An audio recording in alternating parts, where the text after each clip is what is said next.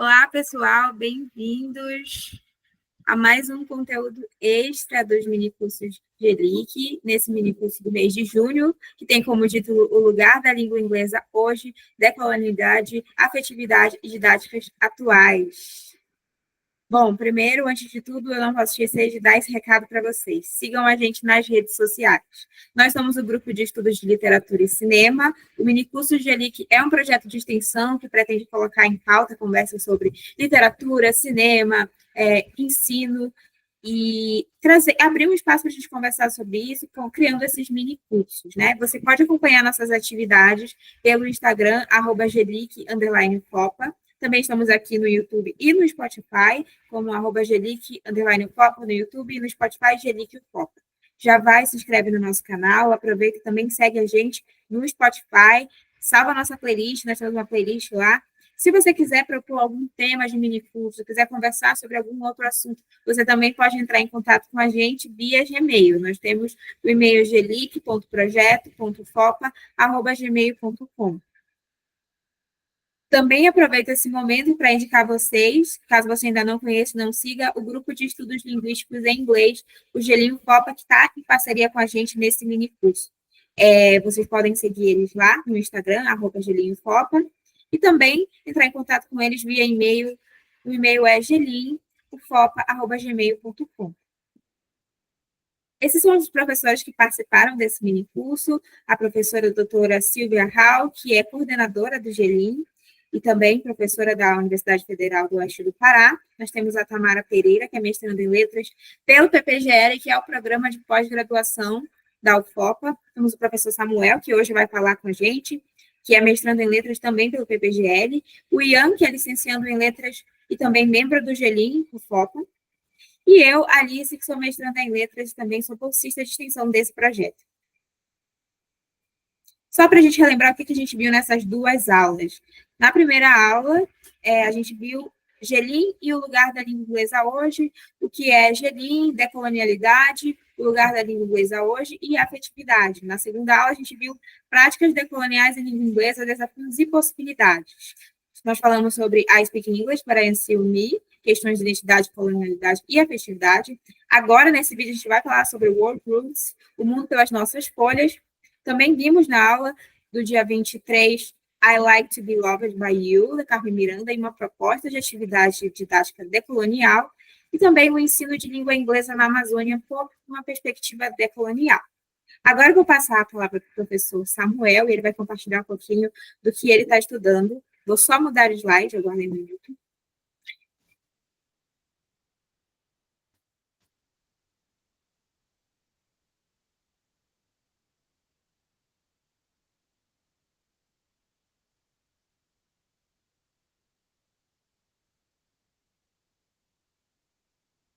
Professor, só me confirma se está aparecendo aí.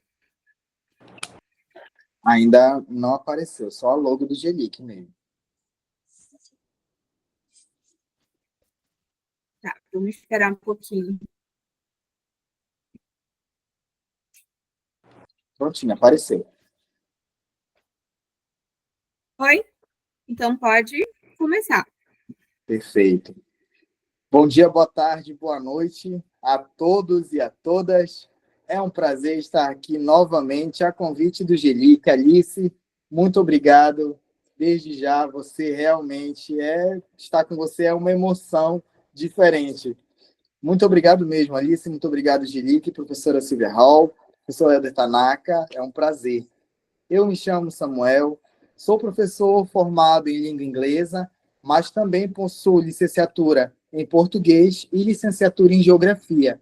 Já atuei em escolas ribeirinhas, já atuei em escolas do município, do estado, aqui também na zona urbana de Santarém, e também já atuei em escolas particulares. A gama de pessoas a qual já atendi são desde o ensino infantil até o ensino técnico. No momento, sou professor na ETEPA e estou trabalhando com jovens e adultos, o que me faz perceber que estar na educação e ter atendido públicos variados requer do discente aquela modalidade versátil de práticas docentes. Uma dessas práticas na qual eu já empreguei dentro da minha praxis foi o World Roots, o mundo pelas nossas folhas.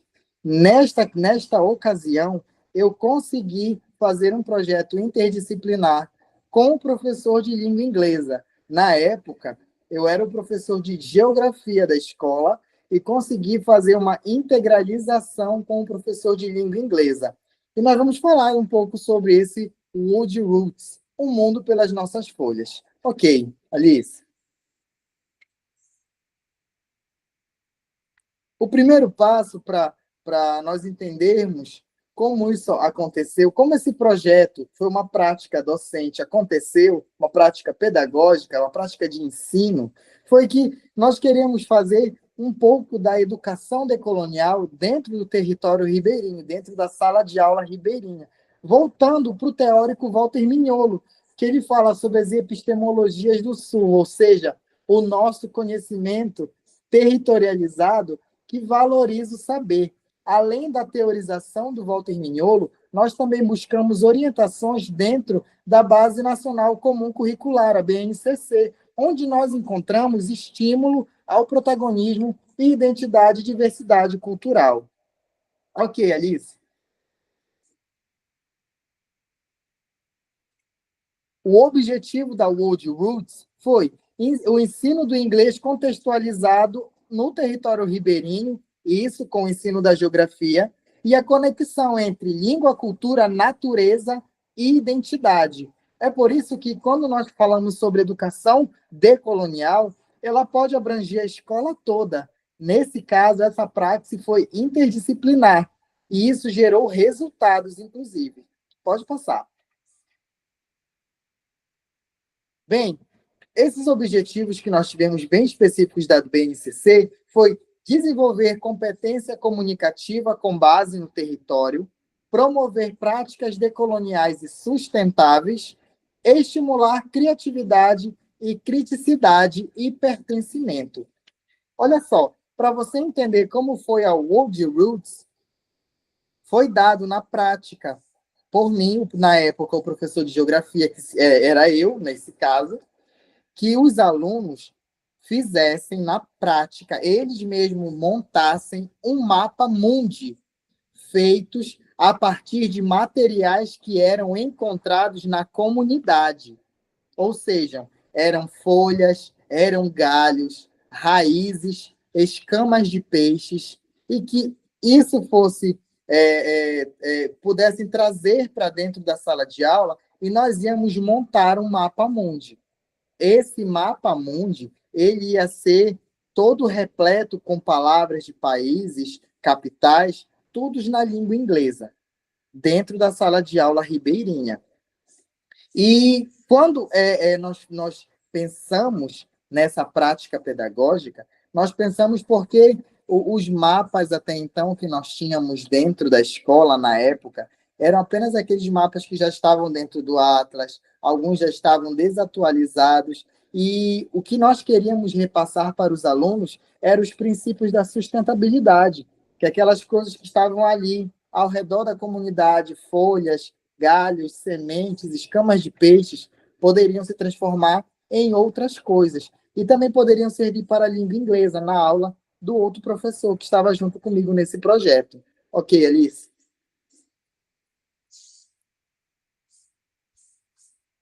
Bem, o aprender fazendo. O William Glasser, ele fala que 80% da retenção ao fazer e ensinar os outros, ele acontece porque os alunos, criando mapas com folhas, sementes e galhos, eles não só memorizam as palavras em inglês, mas também desenvolvem múltiplas habilidades, como habilidades de cooperação, habilidades de interação social e até mesmo habilidades de coparticipação ativa e liderança dentro da tua sala de aula. Ou seja, era um projeto que não estava só voltado para o mapa, mas para aquela interação entre os alunos, a forma que os alunos estavam vendo aqueles materiais e a forma como eles iam construir o mapa. Bem, esse processo todo ele era mediado pela interação, como nos lembra Vygotsky, O conhecimento se constrói na ação conjunta, na mediação e no fazer sentido. Não era só pegar a escama de peixe e grudar com cola quente. Era o sentido daquilo. O sentido da escama de peixe dentro do ambiente ribeirinho ser algo comum, algo que encontrava-se no chão, uma semente, um galho. Qual era o sentido daquilo? Era territorializar aquela atividade. Era algo que os alunos estavam tão acostumados a ver, mas que dessa vez estava dentro de uma atividade da sala de aula. O Piaget também inspira, né, quando ele fala sobre que o conhecimento ele nasce da ação do sujeito sobre o mundo. Ou seja, é o que o sujeito faz em relação às coisas, aos objetos, às pessoas, o que ele faz com relação aos sentidos, a criação de sentido a partir do sujeito. E é desse jeito que o Wood Roots ele é o próprio território amazônico.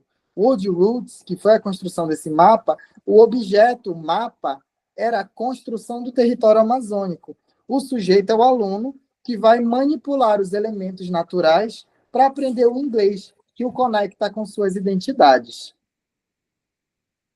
Pode passar, Alice. Tá, pode passar que esse também eu já falei. Tá tudo bem. Bem, quando nós estamos falando sobre engajamento e emoções, nós temos o que Deci e Ryan falaram sobre que a motivação ela aumenta com autonomia e competência. E pertencimento, onde o aluno ele sente que a vivência dele e a sua cultura importam, faz diferença. Desperta o que a Deci e Ryan chamam de motivação intrínseca, aquela que nasce do interesse, do prazer em aprender. Ainda que nós estejamos falando de uma sala de aula e que não seja competência do professor fazer o aluno querer estudar, isso é até muito profundo, mas o que você puder fazer para gerar motivação no seu aluno, principalmente na realidade que ele se encontra. Imagina, eu tenho uma realidade, eu lembro muito bem qual era a realidade dessa escola ribeirinha em que eu estava. Muitos alunos vinham de 3 comunidades à frente, andando. Outros alunos vinham de canoa, eles mesmos remavam para chegar à escola. Quando eles chegavam à escola, eles percebiam aquela falta, parece que faltava algo, aquela motivação que você tem quando você gosta de estar em um lugar, quando você se sente acolhido. Olha só, é a motivação e a vontade de se sentir acolhido em determinado lugar. É exatamente isso, engajamento e afetividade.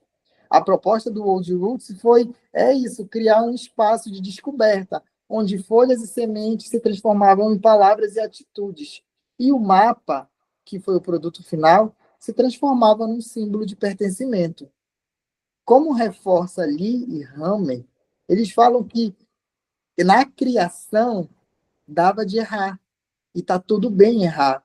Quando eles escreviam uma palavra errada, quando eles colocavam uma semente no lugar que era uma folha, era nesse momento que acontecia aquela interação social, aquela interação onde um aluno falava para o outro, não é aí que coloca. Por que você não coloca aqui? Por que você não me ajuda com isso aqui?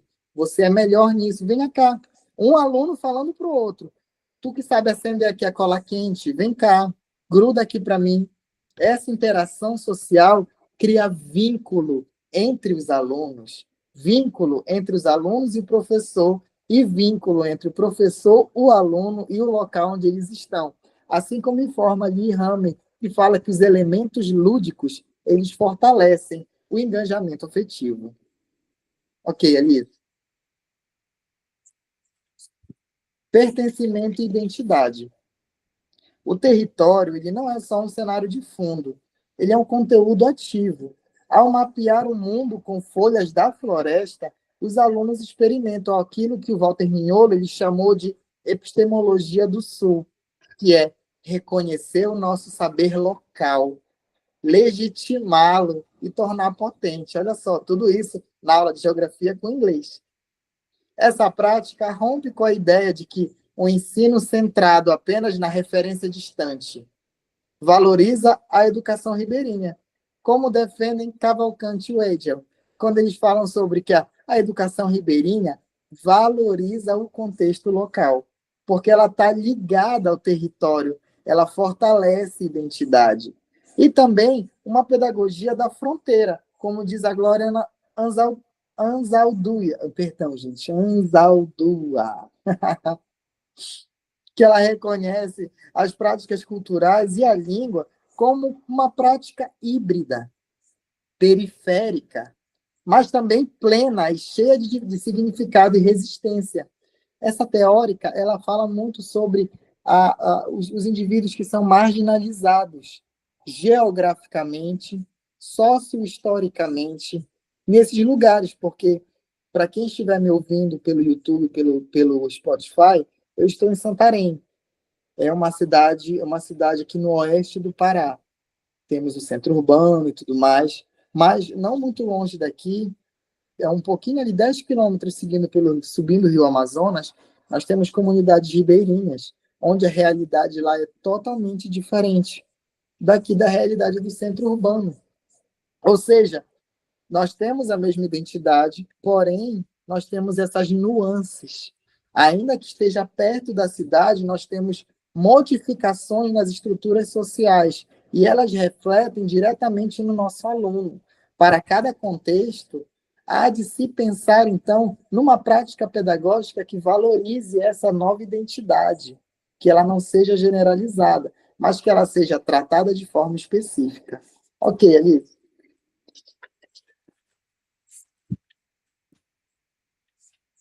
Bem, as dimensões pedagógicas. Nós temos aí o que nós falamos, que o nosso papel como professor é traduzir a pedagogia, principalmente nesse caso, isso foi feito com alunos do 9º ano. No 9º ano, o aluno ainda possui aquela motivação dos pais. São os pais que enviam os alunos para a escola. O aluno ele precisa ser motivado. Nós temos que ter ciência disso. Não ser aquele professor que espanta aluno, mas aquele professor que acolhe, que motiva, que faz o aluno querer estar na sua aula. Nessas dimensões pedagógicas, nós temos o fazer, o sentir, o pertencer e o refletir. Como professor, o nosso papel não é entregar uma resposta pronta, mas é criar perguntas que provoquem reflexões. Vocês já viram um mapa feito com as folhas da sua comunidade? Vocês já perceberam como os mapas já vêm prontos e de uma forma que nós nem damos tanta atenção para a forma como eles vêm? O Paulo Freire ele nos lembra que educar é um ato de liberdade, é abrir espaço para que o aluno seja o sujeito do seu próprio saber. Perguntar, nessa atividade, por que o nosso mapa é feito com folhas? Eu estou incentivando o meu aluno a pensar criticamente sobre o mundo, sobre o material escolar, sobre a relação que a identidade dele como aluno ribeirinho tem com a natureza que está ao redor. E pensar criticamente se todas as pessoas, até mesmo as pessoas que estão no poder, elas também têm essa relação. E se elas não têm, é por isso ou não que elas não conseguem entender aquilo que toca diretamente uma comunidade ribeirinha, como uma poluição do rio, uma poluição sonora, uma poluição do ar. Como isso pode tocar e afetar diretamente uma população ribeirinha e como uma pessoa que não é ribeirinho, não tem contato com o ribeirinho, pensaria nesse mesmo tipo de problema. Como será que afetaria essas duas pessoas em contextos diferentes? Afetaria de forma diferente. É nesse pensamento crítico, é do fazer, sentir, pertencer e refletir. Pode passar, Alice. Então, nós temos um potencial transformador dentro dessa prática pedagógica. O inglês como uma ferramenta de expressão identitária e não de colonização. Um fortalecimento do vínculo afetivo com o território e o aprendizado. E a educação ribeirinha, que respeita os valores e os saberes locais. Logo, o aluno não aprende só o inglês ou a geografia, ele reconhece-se como o sujeito do saber, como teorizado pelo Paulo Freire. ele fortalece sua identidade ribeirinha, amplia seu repertório cultural e ele percebe que o mundo pode ser apresentado a partir das nossas folhas, galhos, sementes, escamas de peixes. E quando a aprendizagem ela é ativa, ela é conectada ao território, ela deixa de ser só um conteúdo e vira uma experiência viva, significativa, transformadora. E é isso, esse é o nosso papel como professor dentro das realidades, fazer uma educação transformadora, decolonial crítica, que não que dê uma resposta para o aluno, uma resposta é isso, e vai continuar sendo isso, mas que seja uma resposta para o aluno, uma resposta que o leve à próxima pergunta, que leve a outra pergunta e a mais uma pergunta. Próximo slide, Alice. Já estamos acabando. Bem, esses são nossos referenciais. E, bem, todo esse trabalho ele se ancora em autores que me inspiram muito, que é o William Glasser, o Vygotsky, o Piaget, também o Walter Mignolo, o Maldonado Torres, o Grossfogel, a Catherine Walsh. Eu sugiro para todos que estão ouvindo esse mini curso que procurem saber mais por essas teorias. Algumas dessas teorias que foram teorizadas ali no início do século XX, no início dos anos 2000, elas já estão tendo um plus, já estão teorizando um pouco mais. E isso é bom, porque a decolonialidade ela é uma teoria relativamente nova. Ainda estamos aprendendo com ela. O Maldonado Torres ele tem até uma frase que é muito legal, que ele fala assim, quando ele fala sobre a relação do norte e do sul, nós não queremos sentar na mesa deles.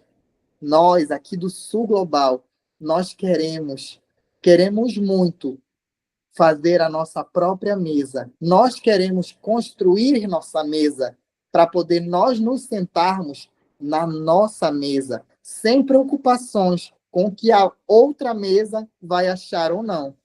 Essa é a epistemologia do Sul. Gente, muito obrigado, Geli, que eu agradeço muito. Alice, é sempre um prazer estar aqui com você. Tchau, tchau, gente. Muito obrigada, professor Samuel, por compartilhar sua pesquisa com a gente. Também queremos agradecer a você que assistiu essa aula, que assistiu esse conteúdo. Para acessar mais conteúdos, não se esqueça de se inscrever no nosso canal ou seguir a gente no Spotify, também nas outras redes sociais, como no Instagram. Muito obrigada a todos. Queremos agradecer também, em nome do GELIC, mais uma vez, ao Gelim, por topar participar com a gente, colaborar nesse projeto. Muito obrigada e nos vemos numa próxima.